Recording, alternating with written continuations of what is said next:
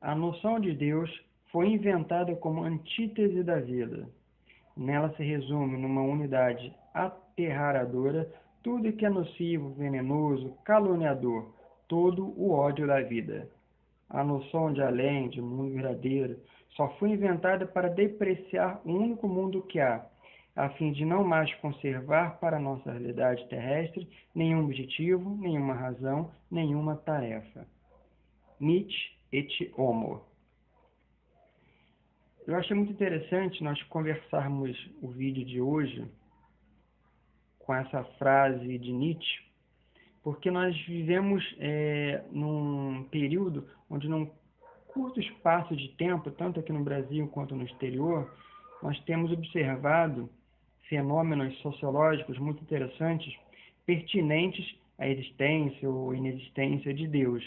Aqui no Brasil, nós temos a formação da bancada evangélica, nós temos a ascensão de Marco Feliciano à Comissão de Direitos Humanos da Câmara dos Deputados, nós temos a ascensão de Eduardo Cunha na presidência da Câmara dos Deputados, nós temos o grande nome de Eduardo Campos e a sua tentativa de criar aquilo que se convencionou chamar de PEC da teocracia, onde todas as leis, todas as criações de legalidade deveriam passar por uma instituição necessariamente religiosa.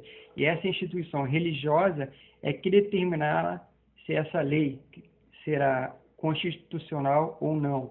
Quer dizer, nós estaremos voltando, segundo Eduardo Campos, para um momento ainda pré-republicano, onde a igreja estaria fundamentada, fundida com o Estado. Nós temos, então, também no plano exterior, no início dos anos 2000, a queda das Torres Gêmeas, nós temos a invasão do Afeganistão, a invasão do Iraque e assassinato do presidente, nós temos ataques terroristas em Paris agora no final do ano passado, e aí vai. Apesar da discussão de que por trás desses atos todos existe uma motivação política, o que motiva, segundo uma outra perspectiva, é a inexistência ou inexistência de Deus. Eles querendo necessariamente sempre impor uma determinada visão cosmológica que vai sempre determinar a existência de Deus e, consequentemente, todos os padrões morais decorrentes da existência de Deus. Muito bem. Do ponto de vista filosófico, o que nós poderemos dizer sobre Deus? Essa é uma pergunta que não cabe muito à filosofia contemporânea, porque a filosofia contemporânea já ultrapassou, os filósofos atuais já transcenderam essa discussão sobre Deus. Essa não é uma pergunta que cabe mais à filosofia. Essa era uma pergunta que cabia à filosofia do século XIX, século XVIII, especialmente pertinente à Revolução Francesa. Contudo, como nós temos essa perspectiva sociológica toda que eu acabei de mencionar, tanto no Brasil quanto no exterior, eu achei muito pertinente que nós pudéssemos conversar um pouco sobre essa questão de Deus.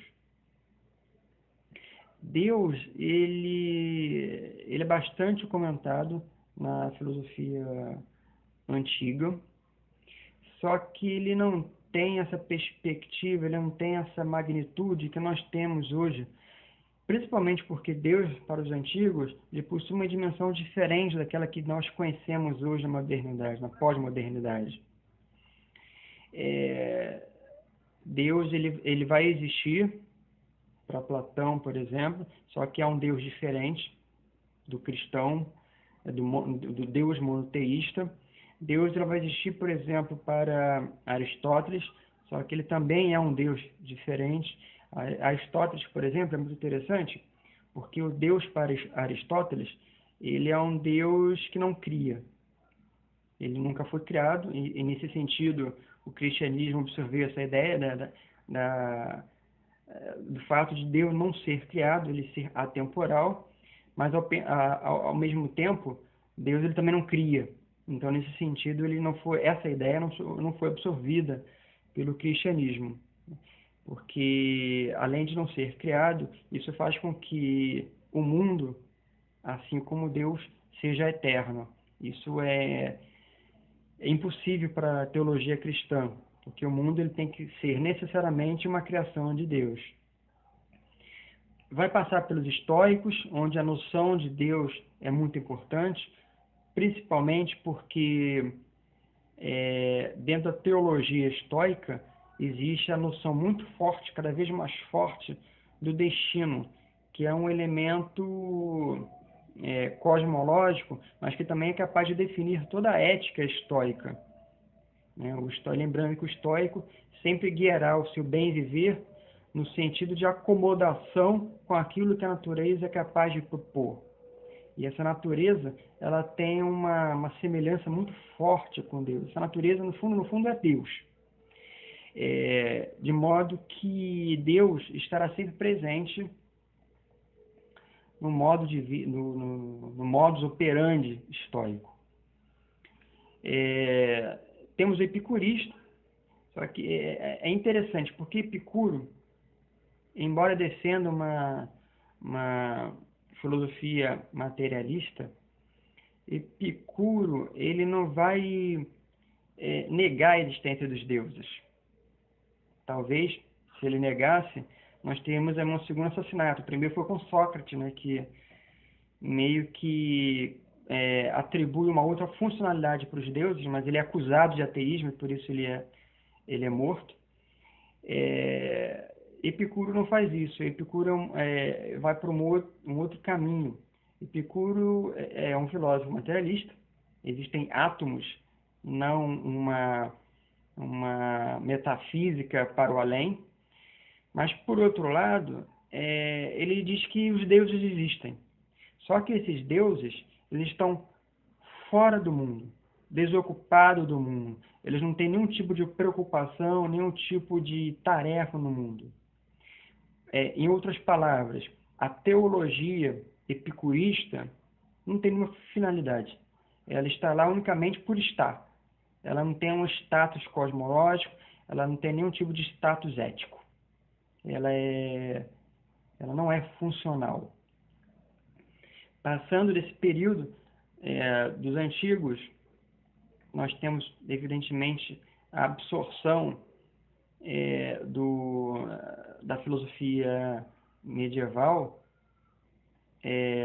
com elementos, com traços da patrística com a filosofia platônica e, posteriormente, com a escolástica, com a filosofia aristotélica. Embora existam algumas exceções, você vai pegar, por exemplo, os franciscanos, com São Boaventura, embora seja escolástico, ele não vai trabalhar com São Tomás de Aquino, ou com o neo-aristotelismo, mas ele vai trabalhar com Agostinho.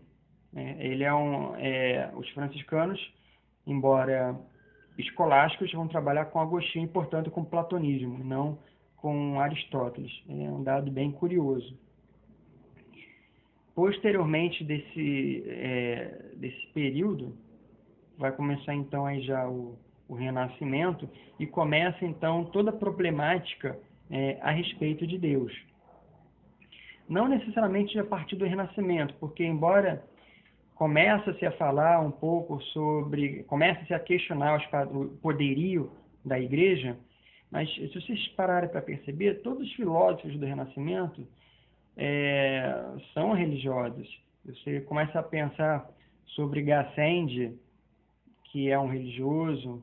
Se você começar a pensar, por exemplo, Leibniz é um religioso.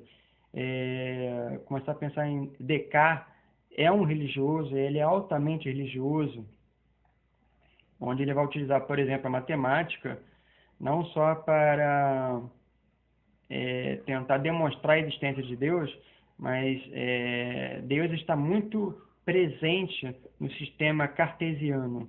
Você não tem como pensar Descartes ou sistema cartesiano sem Deus, né? Isso seria uma grande incongruência.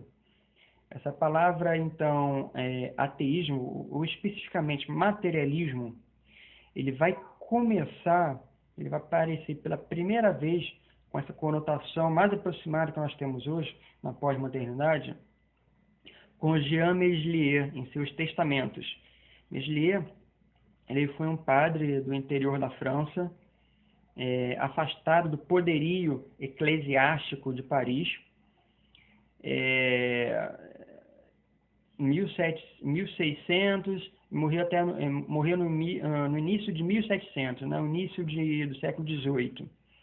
E ele, embora ele fosse um padre, assim como Gazende, só que Gazende ele não vê controvérsias com relação ao materialismo, mas Meslier ele é diferente, porque ele é um padre que celebra a missa durante o dia e à noite em seu escritório, em sua cabana no interior daquele vilarejo afastado. Ele traça documentos onde ele questiona a igreja, questiona a existência de Deus, questiona tudo aquilo que a igreja foi capaz de proporcionar durante tantos séculos.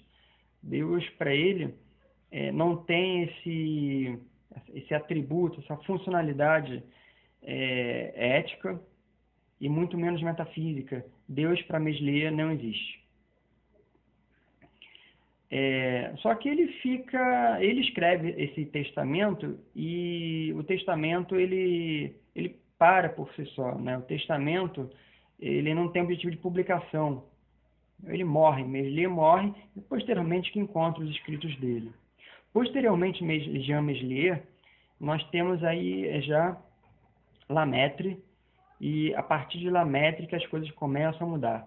Lamaitre foi um médico, um cirurgião da corte do rei da Prússia, né, Frederico o Grande, e a partir daí ele elabora, então, já que ele é médico, ele elabora um escrito filosófico chamado Homem-Máquina, e teve repercussão, teve muitas críticas na época. O nome materialismo começa a surgir aí com algum peso, embora é sempre atrelado ao nome de Lamaitre. O materialismo, ele existe, começa a existir, mas sempre atrelado ao nome de Lamaitre.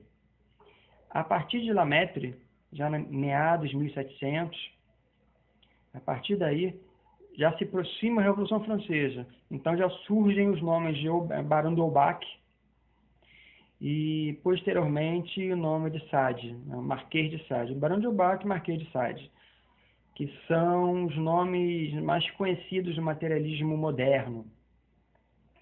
Aí, a partir daí, o nome materialismo ele já existe enquanto corrente filosófica. Esse nome já existe de fato, ele já é difundido, tanto defendido por alguns teóricos, Diderot e aí outros, enciclopedistas, o próprio Holbach é um enciclopedista, como também criticado. Você vai ver aí, por exemplo, Rousseau criticando, você vai ver Voltaire criticando o materialismo. É até interessante nós analisarmos, eu sempre friso esse nome, porque nesse período, quer dizer, um pouquinho depois da Revolução Francesa, vai nascer o professor Hippolyte Rivail, né? Allan Kardec. Ele escreve o Livro dos Espíritos, ele é publicado em Paris,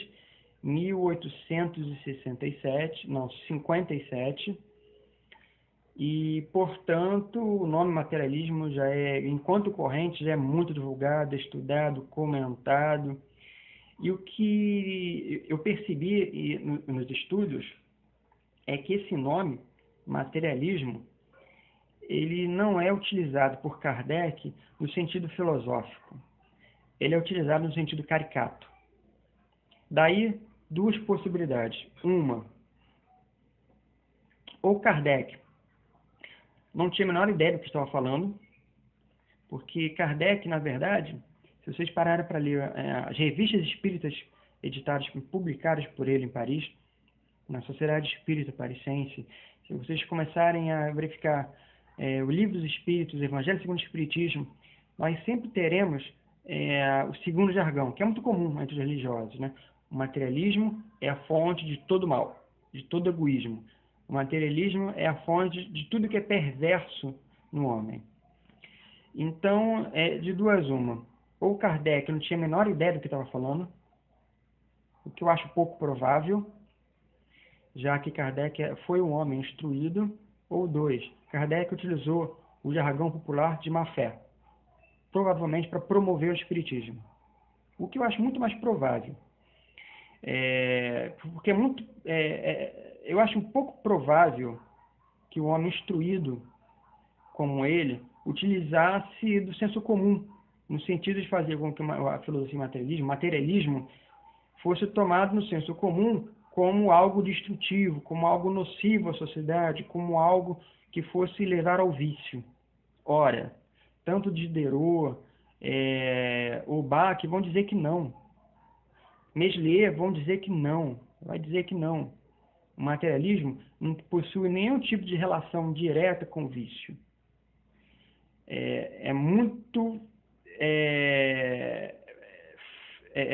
Como é que eu posso dizer? É muito possível a congruência entre a negação de Deus e a virtude. O Barão de Ulbach, por exemplo, vai defender a existência do ateu virtuoso. E, sem dúvida, se vocês começarem a ler o Sistema da Natureza, verificaram que isso realmente é possível. Porque ele não vai basear a sua ética na existência de Deus. Existem outros parâmetros que ele vai levar em consideração, como a preservação, né? O ser vivo tenta se preservar. Em cima da preservação, da fruição e da preservação, que ele encontra os seus parâmetros éticos. Então, vocês vejam, materialista, contudo, virtuoso. Diderot, materialista, contudo, virtuoso. Por isso, defendo eu que Kardec, nesse sentido, ele utilizou a expressão materialismo, de má fé, provavelmente para promover o espiritismo.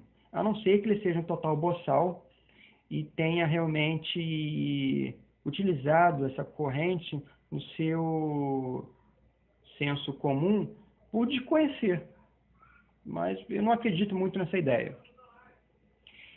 Posteriormente ao período moderno, agora no período já contemporâneo, verificaremos que o materialismo ele se encontra muito vinculado à filosofia francesa, onde nós temos aí dois expoentes. Nós temos Michel Onfray, que talvez seja o nome materialista mais conhecido da atualidade, filósofo materialista mais conhecido da atualidade, e temos também André Comte-Sponville, que é um outro francês, também materialista, e é muito curioso que, embora dois materialistas, eles vão por campos diferentes.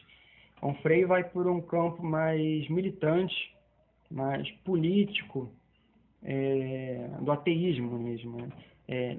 Deus não existe para Onfray, e a simples menção da existência de Deus é capaz de fazer com que você relembre todo o holocausto que a existência de Deus foi capaz de produzir com as cruzadas, com o terrorismo árabe, e por aí vai, né? Deus como justificativa para o mal. E é isso que nós vemos realmente aqui no Brasil, na atualidade. Deus sendo utilizado para justificar o mal, tanto no plano político, quanto no plano do senso comum. Onde nós vemos agora há pouco tempo, por exemplo, no Rio de Janeiro, uma jovem candomblessista que levou uma pedrada porque estava com trajes da Umbanda, do candomblé.